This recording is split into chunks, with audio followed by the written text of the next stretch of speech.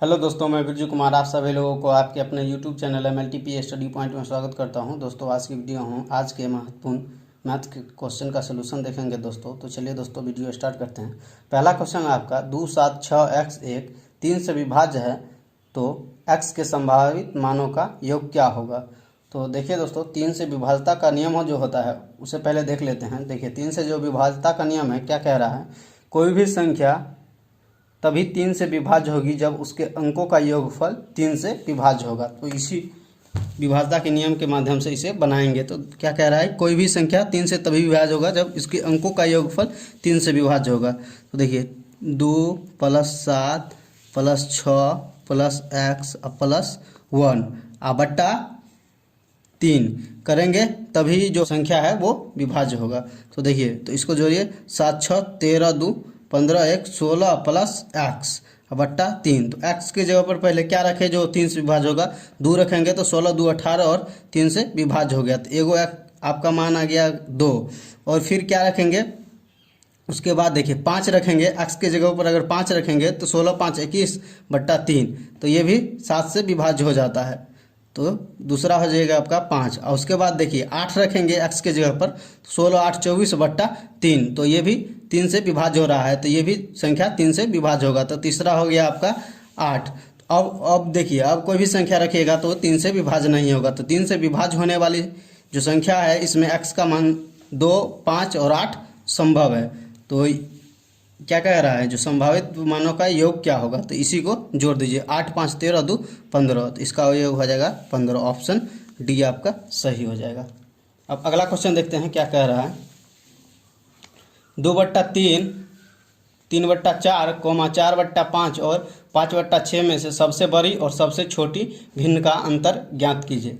तो देखिए दोस्तों, इसमें कुछ फैक्ट है। देखिए, जब संख्या का अंतर, हर एवं अंश का अंतर बराबर हो, तो देखिए सब में हर एवं अंश का अंतर जो है वो बराबर है। देखिए 2 1 3 3 1 4 4 1 5 5 1 6। तो सभी में जो बराबर है, अंश और हर का अंतर जो है बराबर है। इसलिए सबसे छोटी अगर इस तरह में कहे जो सबसे छोटी, तो सबसे छोटी आपका ये हो जाएगा 2/3 और सबसे बड़ी जो कहेगा वो हो जाएगा आपका 5/6। अगर हर और अंश का अंतर सभी संख्या में, सभी भिन्न में अगर बराबर रहे तो देखिए क्या कह रहा है, सबसे छोटी और सबसे बड़ी भिन्न का अंतर। तो सबसे बड़ी हो गया आपका 5/6 - 2/3। तो ये 6 और 3 का लघुत्तम आपका हो जाएगा 6 और ये 5 - 2 दूनी 4 बराबर कितना हो जाएगा 1/6। आपका ऑप्शन सी सही हो जाएगा। नेक्स्ट क्वेश्चन देखिए क्या कह रहा है, 25 वस्तुओं का क्रय मूल्य 20 वस्तुओं के विक्रय मूल्य के समान है तो लाभ % क्या होगा। तो देखिए दोस्तों, इसको कैसे बनाते हैं, पहले लिख लीजिए। 25 का क्रय मूल्य बराबर कितना है, 20 वस्तुओं का विक्रय मूल्य। 20 वस्तुओं का विक्रय मूल्य। तो क्रय मूल्य और ये विक्रय मूल्य का अनुपात निकाल लीजिए। तो क्रय मूल्य यहाँ हो जाएगा, क्रय मूल्य बराबर 20 वस्तुओं का विक्रय मूल्य अब बट्टा कितना हो जाएगा, इधर 25 है तो ये इधर बट्टा में 25 हो जाएगा। तो देखिए इधर वाला जो इधर गुना में विक्रय मूल्य है, अगर इधर लाइएगा तो क्या हो जाएगा, इधर बट्टा में। तो क्रय मूल्य अब बट्टा कितना, विक्रय मूल्य बराबर कितना आ गया 20/25। अब तो आप आसानी से लाभ प्रतिशत निकाल सकते हैं। देखिए क्रय मूल्य आपका 20 आ गया और विक्रय मूल्य कितना आ गया 25। तो लाभ % बराबर क्या होता है, लाभ प्रतिशत बराबर, तो देखिए लाभ % बराबर क्या होता है, विक्रय मूल्य माइनस क्रय मूल्य बट्टा क्रय मूल्य गुने 100। तो देखिए आपका क्रय मूल्य और विक्रय मूल्य दोनों निकल गया है। तो विक्रय मूल्य देखिए, विक्रय मूल्य कितना है 25 - 20 और फिर क्रय मूल्य कितना है 20 बट्टा में 20 और गुना कितना है 100। बस ये 25 में से 20 गया तो कितना 5/20 गुने 100, 20 पंचे 100, 5 गुने 5 कितना होता है 25। तो आपका ऑप्शन भी सही हो जाएगा। अब अगला क्वेश्चन देखते हैं क्या कह रहा है। दो संख्या एक तीसरी संख्या से क्रमशः 40%, यहाँ प्रतिशत छूट गया है, 40% तथा 60% ज़्यादा है। प्रथम संख्या का द्वितीय संख्या से अनुपात क्या होगा। तो मान लीजिए दोस्तों तीसरी संख्या हो, माना तीसरी संख्या बराबर 100। मान लीजिए तीसरी संख्या जो है 100 है, तो क्या कह रहा है, तीसरी संख्या से क्रमशः 40%, तो 40 एक संख्या हो जाएगा, दूसरी आपका हो जाएगा कितना 140, और पहली संख्या हो जाएगा वो हो जाएगा आपका 160%, क्योंकि देख कह रहा है कि 40 और 160 कह रहा है। क्या कह रहा है, तो प्रथम संख्या का द्वितीय संख्या से अनुपात निकाले। तो पहली कितना है 160, अनुपात कितना 140, ये काटिएगा 8 दूनी 16, 7 दूनी 14, तो 8:7 आपका आ गया, ऑप्शन सी आपका सही हो गया। अगला क्वेश्चन देखिए क्या कह रहा है, यदि a² + b² + c² बराबर 2 × a + b + c - 3 है, तो a + b + c का मान ज्ञात करें। तो देखिए दोस्तों इसको कैसे बनाते हैं, पहले देखिए a² + b² + c² बराबर कितना है, इसको गुना कर लीजिए 2a + 2b + 2c - 3, तो इधर a² + b² + c², और देखिए बराबर के इधर प्लस में है तो बराबर के इधर लाएंगे तो माइनस में, -2a - 2b - 2c, और ये माइनस में है तो प्लस में 3 बराबर 0। तो देखिए दोस्तों ये क्या a² - 2a, और देखिए ये कितना है प्लस में 3 है, तो इसमें से एक ले लेते हैं यहाँ +1, और फिर कर देते हैं प्लस, फिर देखिए b² - 2b, और इसमें से फिर 3 है तो +1 ले लेते हैं, फिर प्लस कर दीजिए, और फिर c² - 2c, और इसमें से एक बचा हुआ है 3 है तो एक 2 ले लिए है तो बचा कितना 1, तो फिर इसमें भी 1 ले लेते हैं। अब देखिए इसमें सोचने वाली बात है, क्या किस तरह से इसको सॉल्व करेंगे। अब इसमें बराबर 0 कर दीजिए, तो देखिए ये क्या है a² - b का होल स्क्वायर होगा, तो देखिए इसको तोड़िएगा a-1 का तोड़िएगा तो a² - 2a प्लस 1 आएगा, इसी के बराबर में आएगा, इसको तोड़िएगा तो इस तरह इसको भी लिख लीजिए b-1 के होल स्क्वायर प्लस c-1 के होल स्क्वायर बराबर 0। अब देखिए a-1 का होल स्क्वायर बराबर 0 कर दीजिए, क्योंकि 0 है, b-1 का होल स्क्वायर बराबर 0 कर दीजिए, c-1 का होल स्क्वायर बराबर 0 कर दीजिए। अब a बराबर, ये स्क्वायर इधर हो जाएगा और शून्य पर स्क्वायर से कोई फर्क नहीं पड़ेगा, a बराबर 1, b बराबर 1, c बराबर आपका 1 आ गया। तो अब क्या कह रहा है, a + b + c, a + b + c, 1 का मान 1, b का मान 1 और c का मान 1, कितना आ जाएगा 3, ऑप्शन सी आपका सही हो जाएगा। देखिए दोस्तों सबसे पहले इसको जो इधर था उसको इधर ले आए हैं तो ये माइनस में आ जाएगा, उसके बाद a - b के फॉर्म में, इसको 3 है तो इसको तोड़ के 1 में लिख लिए हैं, a - b के फॉर्म में तोड़े हैं ताकि a और b c का मान पता चल सके, तो इसीलिए इसको तोड़ के, और ये -b का होल स्क्वायर होता है a² - 2a + b², तो इसी तरह a b c का मान निकाल के, और फिर क्या कह रहा है a + b + c का मान निकाल दिए, तो आपका आ गया 3। अगला क्वेश्चन हम देखते हैं, एक निश्चित धनराशि पर 10 वर्षों के बाद किसी विशिष्ट दर पर साधारण ब्याज 600 रुपये है, यदि मूलधन 5 वर्षों के बाद तिगुना किया जाए तो 10 वर्षों के बाद कुल ब्याज क्या होगा। तो देखिए दोस्तों क्या कह रहा है, अगर 10 वर्ष में कितना इसका ब्याज हो जाता है वो 600 रुपया हो जाता है, तो 5 वर्ष में कितना हो जाएगा आपका इसका ब्याज जो है वो 300 हो जाएगा। 5 वर्ष के लिए तो आपका 300 हो गया, लेकिन क्या कह रहा है 5 वर्ष के बाद जो मूलधन होता है वो 3 गुना हो जाता है, तो मूलधन अगर 3 गुना हो, अगर दर समान रहे तो क्या ब्याज 3 गुना हो जाएगा कि नहीं।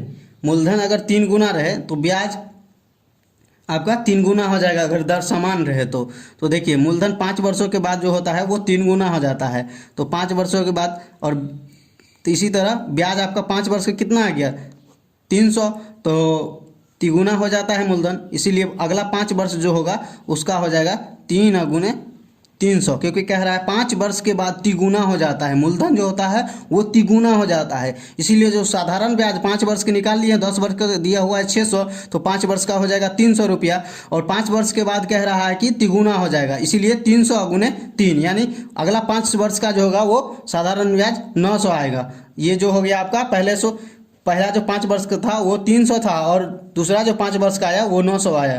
तो टोटल कितना हो गया 10 वर्ष का, टोटल 10 वर्षों का ब्याज बराबर कितना हो जाएगा 900 प्लस 300 कितना हो जाएगा 1200।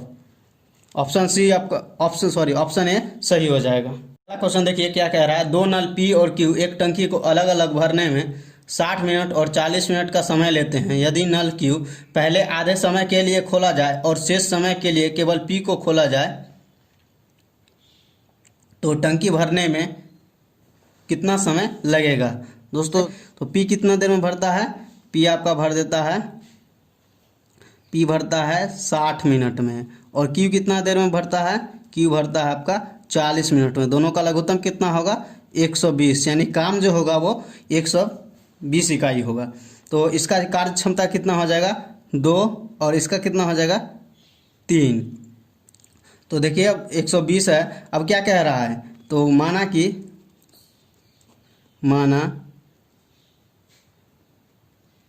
कि जो टंकी है वो x मिनट में भर जाता है,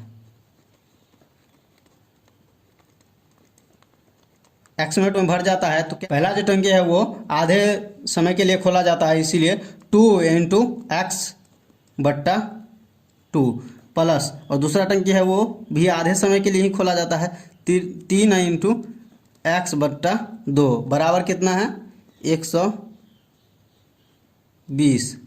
तो देखिए अब इसका दो का लघुत्तम कितना होगा 2x + 3x बराबर कितना होगा 120। तो 5x बराबर 12 दूनी 24, x बराबर कितना हो गया 240 अब बट्टा कितना 5। तो इसको काटिएगा तो x बराबर आपका आ जाएगा 48 मिनट। ऑप्शन ए आपका सही हो जाएगा। देखिए दोस्तों पहला क्या कह रहा है 60 मिनट और दूसरा क्या कह रहा है 40 मिनट। तो दोनों का लघुत्तम लीजिएगा तो 120 आएगा, तो यानी कि टोटल काम जो होगा वो 120 आएगा।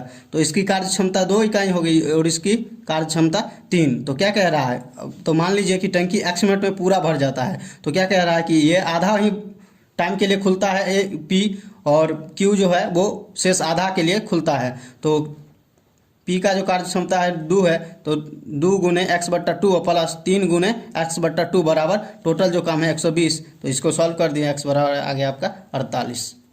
अगला क्वेश्चन अब देखते हैं,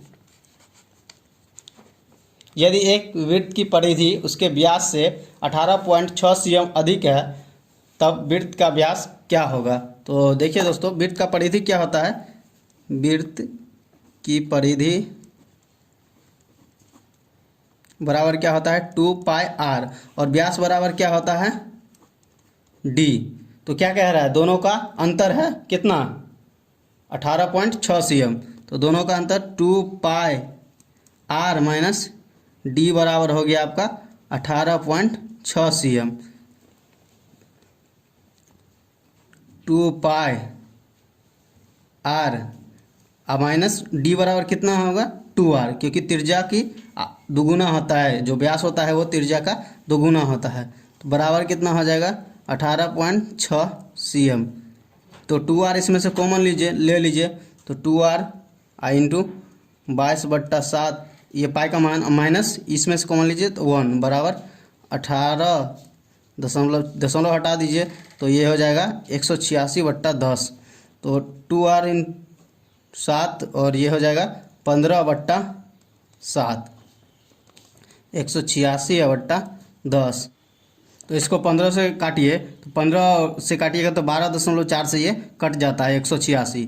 तो ये 12.4 गुने ये है भाग में है तो इधर गुना हो जाएगा, तो 12.4 × 7 बट्टा में कितना है ये 10 है। तो इसको गुना करिएगा तो कितना आएगा 86.8 और बट्टा में 10। 2r बराबर 86.8 बट्टा में 10, तो 2r बराबर आएगा 8.68 आया। तो 2r क्या होता है d बराबर होता है 2r। तो क्या कह रहा है वृत्त का व्यास नहीं कह रहा है, अगर त्रिज्या कहता तो इसमें 2 से भाग दे देते, सिर्फ व्यास ही कह रहा है इसीलिए 2r बराबर ही निकालना है। अगला क्वेश्चन देखिए दोस्तों क्या कह रहा है 2√50 प्लस √18 माइनस √72 का सरलतम मान ज्ञात कीजिए। तो इसको देखिए कैसे सॉल्व करते हैं, 2 तो क्या होगा 50 को कैसे 2 गुने 25 प्लस इसको कैसे लिख सकते हैं, रूट अंडर 18 को 2 गुने 9 और माइनस इसको कैसे लिख सकते हैं, रूट 2 गुने 36। तो देखिए 2 इसमें से 5 बाहर आ जाएगा, गुने 5 और रूट 2 प्लस इसको 3 बाहर कर लीजिए तो 3 रूट 2 माइनस इधर से 6 बाहर हो जाएगा, 6 रूट 2। अब रूट 2 कॉमन लीजिए, रूट 2 कॉमन लीजिएगा तो 5 दूनी 10, इसमें से कॉमन लीजिएगा तो +3 और इसमें से कॉमन लीजिएगा तो -6, 10 3 13 तो रूट 2 और 10 3 13 और -6 हो गया तो कितना गुने 7। तो रूट 2 का मान कितना होता है 1.414 और गुने 7। तो कितना हो जाएगा आपका, ऑप्शन बी सही हो जाएगा। इससे गुना करिएगा तो आ जाएगा आपका 9.898, ऑप्शन बी सही हो जाएगा।